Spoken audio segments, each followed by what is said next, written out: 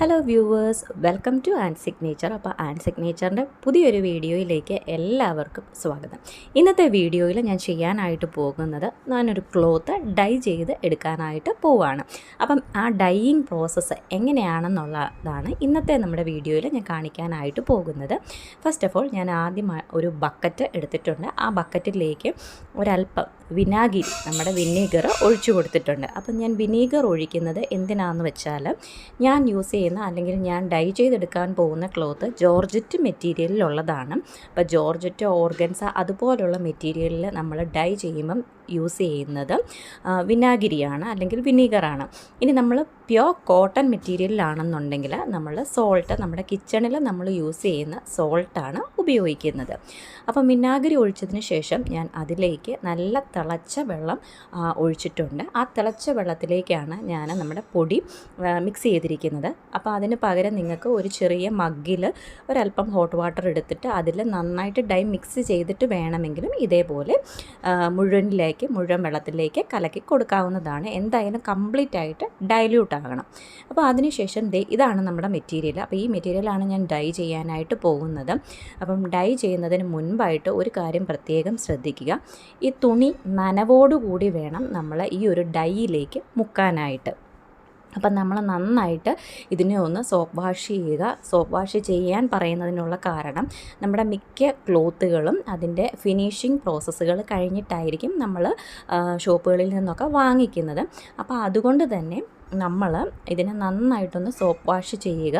Soap wash ചെയ്തതിന് ശേഷം dry ആവരുത്. ആ ഒരു നനവോട് കൂടി തന്നെയാണ് നമ്മൾ നമ്മുടെ ഈ ഡൈയിലേക്ക് ഇതിനെ മുക്കുന്നത്. പിന്നെ എനിക്ക് പറ്റിയൊരു മണ്ടത്തരം പറയാം. ഞാൻ ഈ നമ്മുടെ ഫാബ്രിക് ഇട്ടതിൻ്റെ കൂട്ടത്തിൽ അതിൻ്റെ ലൈനിങ് കൂടി ഇട്ടിട്ടുണ്ടായിരുന്നു. പക്ഷേ അത് പോളിസ്റ്റർ തുണി ആയതുകൊണ്ട് തന്നെ ഞാനിപ്പം ഉപയോഗിക്കുന്ന ഈ കാഡം ഡൈ അതിന് സ്യൂട്ടബിൾ ആയിട്ടുള്ളതല്ല. അപ്പം കാഡം ഡൈ പോളിസ്റ്റർ മെറ്റീരിയലിൽ പിടിക്കത്തില്ല. അപ്പോൾ അതുകൊണ്ട് തന്നെ എൻ്റെ ലൈനിങ് മെറ്റീരിയൽ എക്സാക്റ്റ് കളറ് വന്നിട്ടില്ല. അത് തീരെ ലൈറ്റായിട്ടും അതുപോലെ തന്നെ ഭയങ്കരമായിട്ട് ആ ഒരു ക്ലോത്തിലെ പാച്ചസ് പോലെയും വന്നിട്ടുണ്ടായിരുന്നു. അപ്പം ഞാൻ ഇതേപോലെ നമ്മുടെ ക്ലോത്ത് കംപ്ലീറ്റ് ആയിട്ടൊന്ന് മുങ്ങിക്കടത്തക്ക രീതിയിൽ ഇങ്ങനെ ഒന്ന് താത്ത് കൊടുക്കുകയാണ്.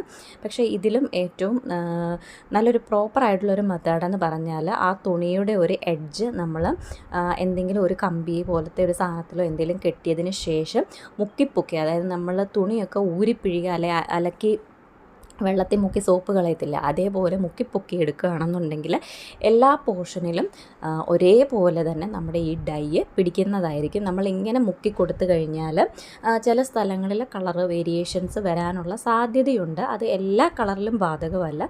ലൈറ്റ് കളേഴ്സൊക്കെ ആണെന്നുണ്ടെങ്കിൽ കുഴപ്പമില്ല. പക്ഷേ നമ്മൾ കുറച്ച് കൂടുതൽ ഡാർക്ക് കളേഴ്സാണ് ചെയ്യുന്നതെന്നുണ്ടെങ്കിൽ അതിങ്ങനെ പാച്ചി ആയിട്ട് ചില സ്ഥലങ്ങളിൽ കളർ കൂടുതലും ചില സ്ഥലങ്ങളിൽ കളർ കുറവുമായിട്ട് കാണാനായിട്ടുള്ള സാധ്യതയുണ്ട്. അപ്പം ഇതേപോലെ ഏകദേശം ഞാനൊരു 10-20 മിനിറ്റ് ഇങ്ങനെ ഞാൻ ഇതിൽ മുക്കി വെക്കുകയും മുക്കി പൊക്കി എടുക്കുകയൊക്കെ ചെയ്തിട്ടുണ്ടായിരുന്നു.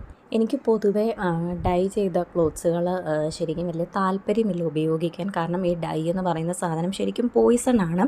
പക്ഷേ മിക്ക ആൾക്കാരും അത് കൊടുക്കുന്ന സമയത്തോ അല്ലെങ്കിൽ ഓർഡർ എടുക്കുന്ന സമയത്തോ ഇത് പറയാറില്ല.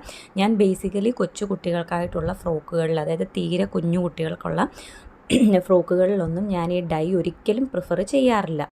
ഇനി അതിന് ശേഷം ഞാൻ വേറൊരു ബക്കറ്റിനകത്ത് തണുത്ത വെള്ളം എടുത്തിട്ടുണ്ട്. ചൂടുവെള്ളമല്ല, തണുത്ത വെള്ളം എടുത്തിട്ടുണ്ട്. അതിലേക്ക് ഡൈ ഫിക്സിങ് ഏജൻറ്റ്, അതായത് നമ്മളിപ്പം ചെയ്തെടുത്ത ആ ഒരു ഡൈ ഇളകി, അതായത് ക്ലോത്തിൽ നിന്ന് ഇളകി പോകാതിരിക്കാനായിട്ട് നമ്മൾ ഈ ഒരു ഏജൻറ്റാണ് യൂസ് ചെയ്യുന്നത്. ഇത് നമ്മൾ കാഡം ഡൈ വാങ്ങിക്കുമ്പം തന്നെ അതിൻ്റെ കൂട്ടത്തിൽ നമുക്ക് പാക്കറ്റിൽ അവൈലബിൾ ആയിട്ടുള്ള ഒരു സാധനമാണ് ഡൈ ഫിക്സ്നർ.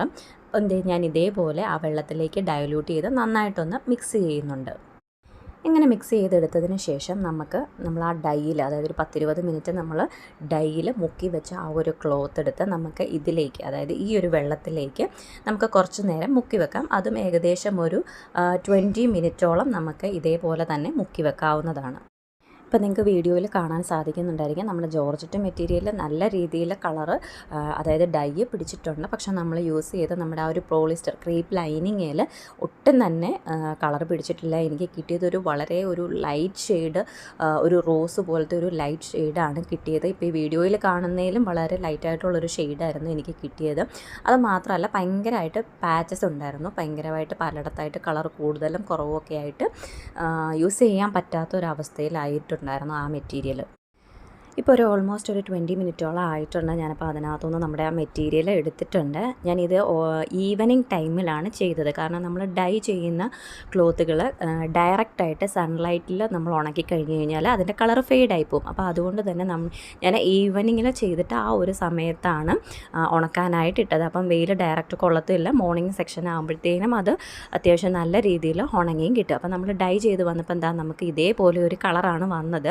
അപ്പം ഡൈ ചെയ്തപ്പോൾ ഞാൻ വിചാരിച്ചു ഭയങ്കരമായിട്ട് കളർ കൂടിപ്പോയി എന്നാണ് വിചാരിച്ചത്. പക്ഷേ ഉണങ്ങി വന്നപ്പം ഞാൻ ഉദ്ദേശിച്ച ആ ഒരു എക്സാക്റ്റ് കളർ തന്നെയാണ് എനിക്ക് കിട്ടിയത്.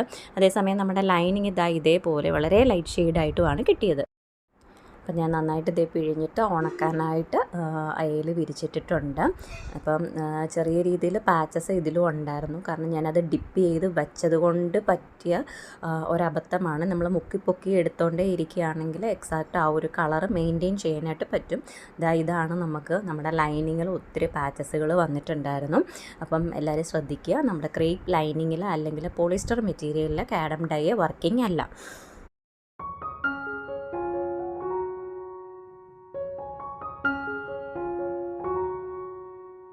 അങ്ങനെ നമ്മുടെ ക്ലോത്തൊക്കെ ഉണങ്ങി എടുത്തിട്ടുണ്ട്. അപ്പം ഉണങ്ങി വന്നപ്പം ഞാൻ ഉദ്ദേശിച്ച ഒരു എക്സാക്റ്റ് കളർ തന്നെയാണ് എനിക്ക് കിട്ടിയത്.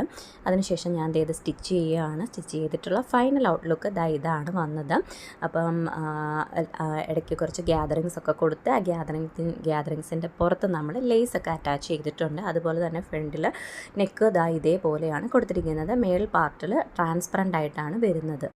അപ്പോൾ ഇതാണ് നമ്മുടെ ഫൈനൽ പ്രോഡക്റ്റ് എന്ന് പറയുന്നത്. അപ്പോൾ നിങ്ങൾക്ക് ഈ ഒരു വീഡിയോ ഇഷ്ടപ്പെട്ടിട്ടുണ്ടെങ്കിൽ മറക്കാതെ നമ്മുടെ ചാനൽ ഒന്ന് സബ്സ്ക്രൈബ് ചെയ്യുക. അതുപോലെ നമ്മൾ ചെയ്യുന്ന പുതിയ പ്രോഡക്ട്സുകളുടെ അപ്ഡേറ്റുകൾ നമ്മൾ ഈ ചാനലുകളിൽ കൊടുക്കുന്നതായിരിക്കും.